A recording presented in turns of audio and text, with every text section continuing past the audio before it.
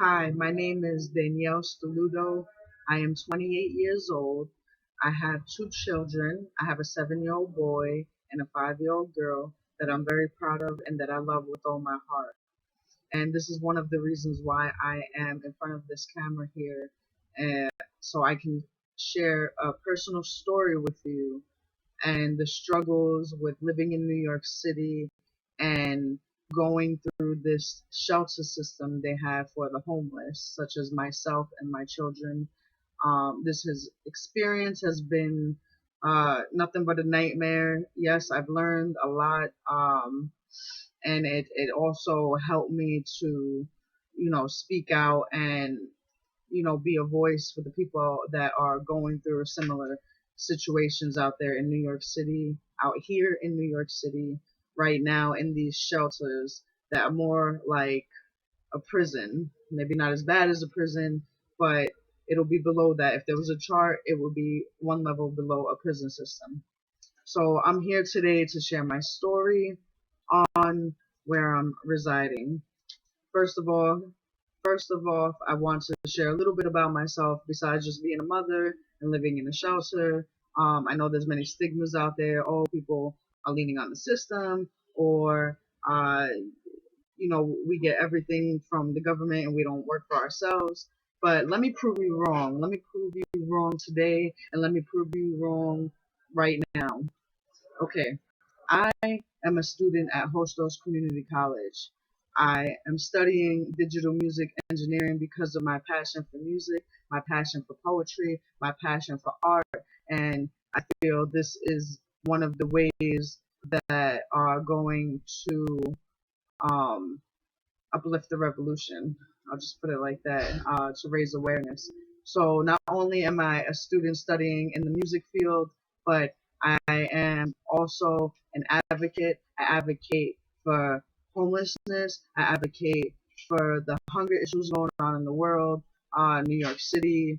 You know, I advocate for more jobs to be put down upon so we can grab a job and become independent and not have to lean on the system.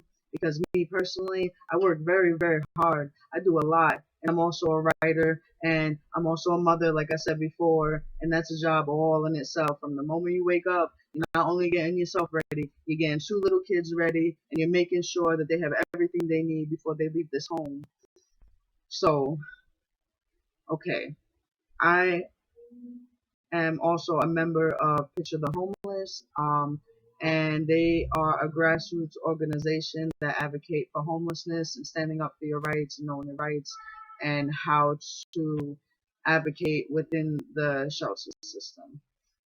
You can look them up, type in Picture the Homeless on Google, and you can see everything they do. They are an amazing organization, and they are one of the many reasons that I was able to speak my story out into the public, such as City Hall, and also being interviewed by reporters, about my situation in the shelter here. So I am thankful for that. I am humble for that, because I just want my voice to be heard, and I want justice for my children, and I want justice for all children and for all families out here, because housing is our human right and we have no reason to be sitting here in these conditions like we are. This is abuse. This is illegal. This is imprisonment. This is a way to keep the people down and going in an ongoing circle over and over and over again. But I'm here today to say my story, and I hope people really take into what's going on and have a heart towards this. And so, okay. So I'm a single mother of two children, a 5-year-old girl and a 7-year-old boy. I am currently residing at Jackson Family Residence, which is a shelter I've been in since March of 2012. The time I wrote this testimony, I was 26 years old. Now I am 28 years old. My son is 7 and my daughter is 5. I'm going to first start off describing the living conditions.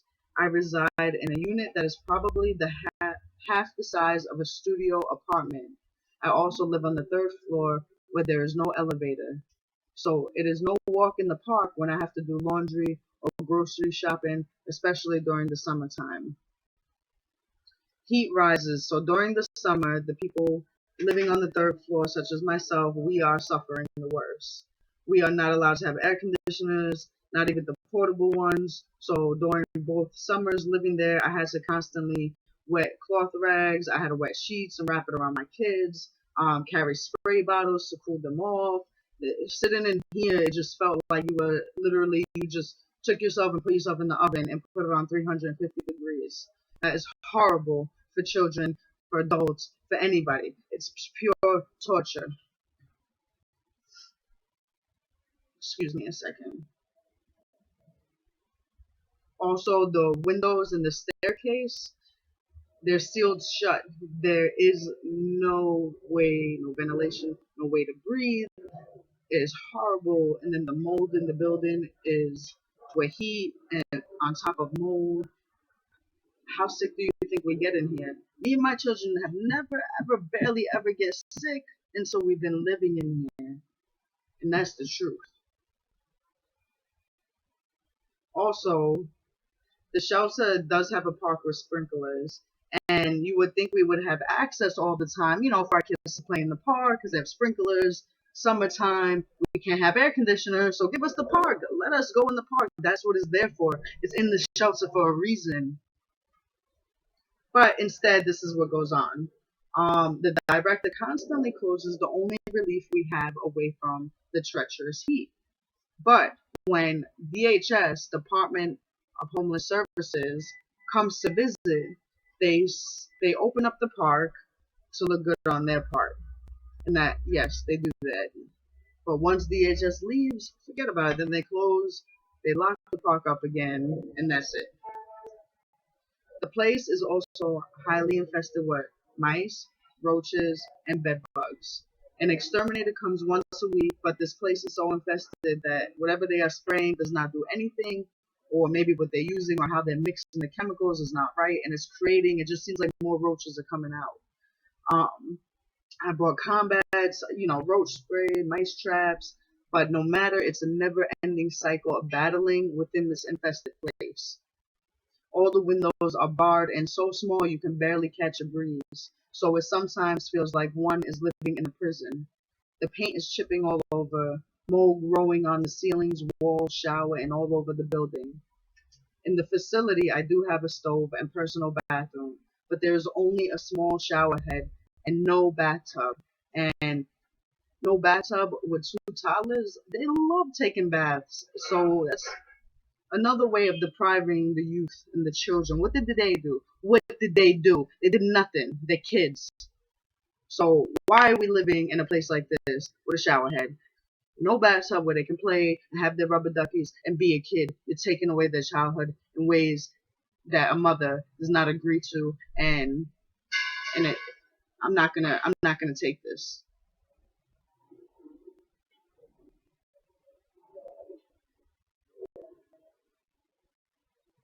All right.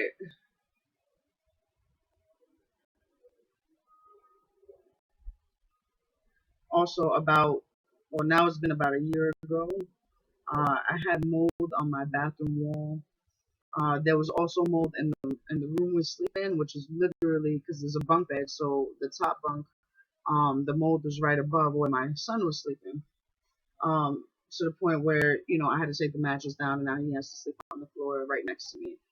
Um, Also because he has a lot of nosebleeds in the heat, and it's so hot in here. Like I said, it doesn't help him. He's constantly having nosebleeds. Before we lived in here, he didn't have a problem with nosebleeds, but now he is all the time. So he has to sleep on the bottom, which prevents it, and it does help.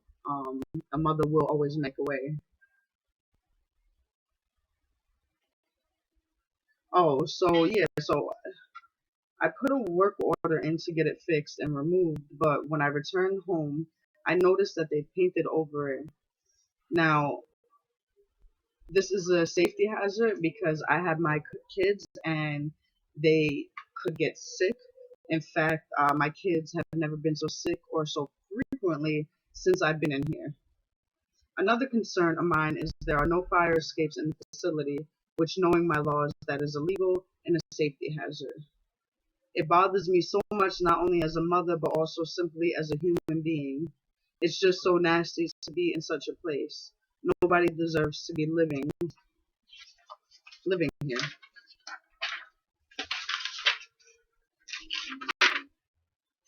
With these circumstances, especially the innocent children, my children, who never did anything to deserve such treatment. Secondly, I would like to discuss the staff and how we are treated or mistreated as residents.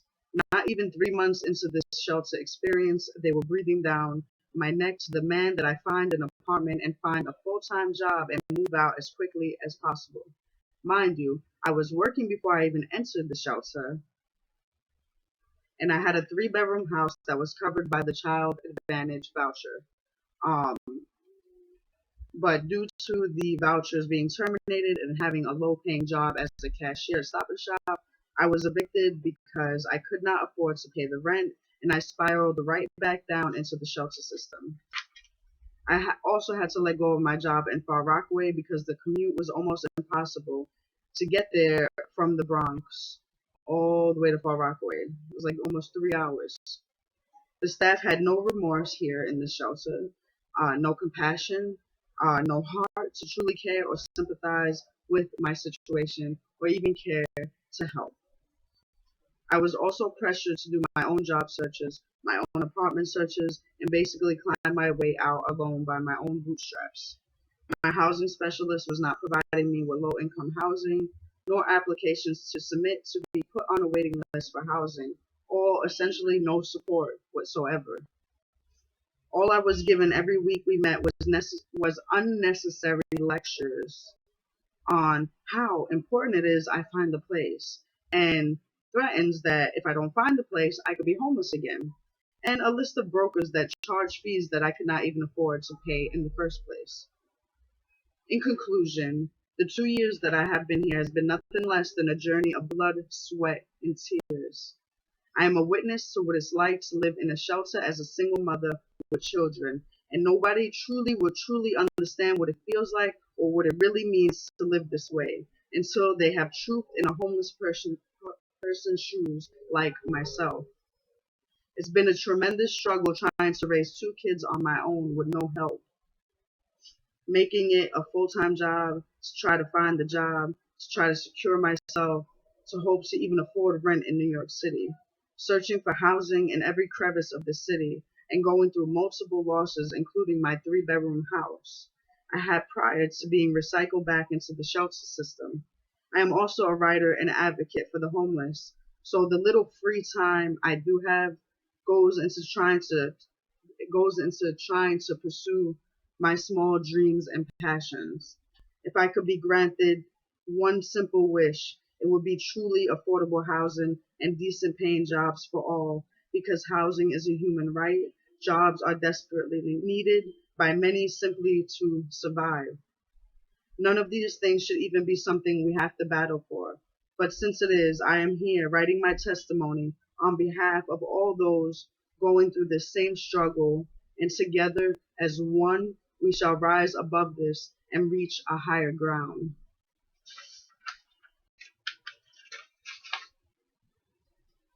Thank you for listening to my story. So those are the struggles that not only myself and my children are facing, but all across New York City, it's going on. This is not an actual fact. I don't have the proof in front of me right now, but living here for years and years and seeing and living in the system, about 90% of these shelters are in horrible conditions. There are so many violations that I can't seem to understand why they are still up and standing. They should just be knocked down, and they need to DHS needs to bring Section 8 back, or how about the government creates millions and millions of jobs and people can work and be independent. But if we're struggling for jobs and there's so many people here and so little jobs, and then when we do get a job, it's not enough. It's minimum wage. It's not living wage. You can't live off of it. No way. It's like your mom giving you allowance as a kid. You can't survive out here without good paying jobs with full time positions. Um, so something has to give. We need jobs. We need housing, real affordable housing, low income affordable housing, not affordable housing for the rich. You know, this gentrification is just getting out of hand. You know, us native New Yorkers being here are being thrown out basically because they're making it so hard to live. People are just leaving, and I don't think that's right. This is where we are from, and we love it. I love being here. I don't want to. I have a lot going on out here with my school, my poetry. I have a great circle and surrounding around me, and I'm blessed and humble in so many ways. But but living, yes, it's been a struggle. It's been very hard. And mind you, I've been approved for supportive housing 2 times. Supportive housing is a program, for a program that gets you an apartment and they pay a majority of the rent and you pay a certain portion. I've been approved twice. I was even in the highest category G. I was supposed to get an apartment right away the second time. Um, but I'm still sitting here and I'm being told to wait. Mind you, it's almost 4 years I've been here. How long can a person wait without exploding in some type of way, without going mentally, emotionally mad, without getting depressed and full of anxiety? Wait, wait, wait, wait, wait, wait, wait. It's not like I'm sitting around here doing nothing. I am a hard worker. I am a confident person that believes that I will get out of here and they're not going to keep me down in here no more. But unfortunately, I am still sitting here, but it's not going to be forever. Um, so, yes, again, my name is Danielle Steludo, and just also I wanted to share with you, some of the things I've been in. See, this was the testimony I did at City Hall. This was what was going on. A council hearing calls for New York to offer homeless children and families more aid. So, so I spoke out here.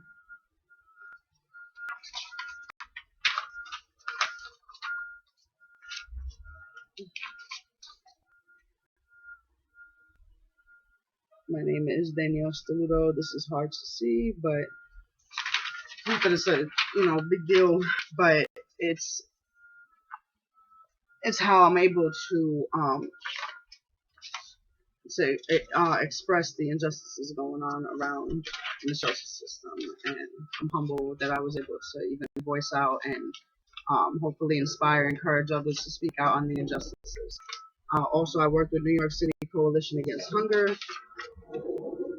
They had asked me, to write a blog, and so this is this right here, and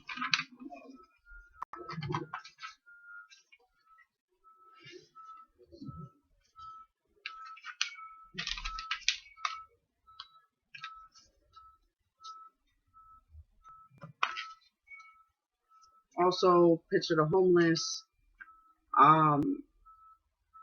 Asked me if I can, have Time Out magazine um, interview me, on my story here.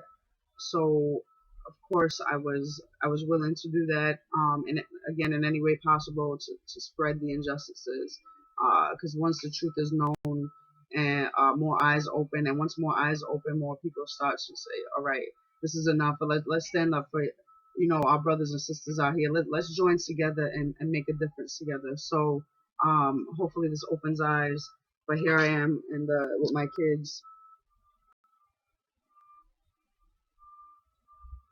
Mind you, the neighborhood I live in is the South Bronx, and it's a very bad neighborhood. Not a safe neighborhood for me and my children. There's gunshots. Been many gunshots. And on the block I live on, in front of the shelter, somebody got killed in front of the shelter. Um, you know, I've seen a lot out here already, and it just puts fear in my heart. Um, as much as I don't want to have fear, but living out here is scary. Sometimes it's scary just to walk out my door. You never know what violence is going on, or if you're going to be in the wrong place at the wrong time with your children. And God knows that if anything happens to my children, I will go mad. Um, so yeah, so those are the things that I've been involved in. I was also in the Gothamist as well, sharing this story here about me, my personal testimony, me living here in this shelter for almost 4 years. I also wrote a poem about it, Single Mother Behind These Shelter Walls.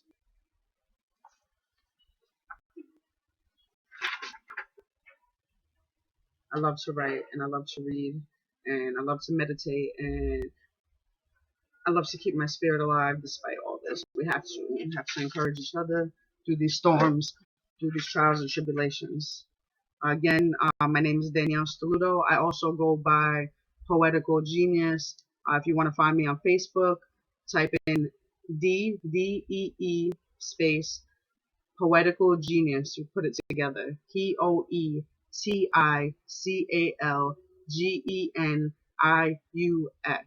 And you can also add me on Facebook. Um, and I'm gonna also be creating other things and sharing my stand-up poetry. I've done a few open mics here in New York City, in a few churches. Um, but yeah, so that's all for now. Thank you, and you have a blessed day. Love, light, strength,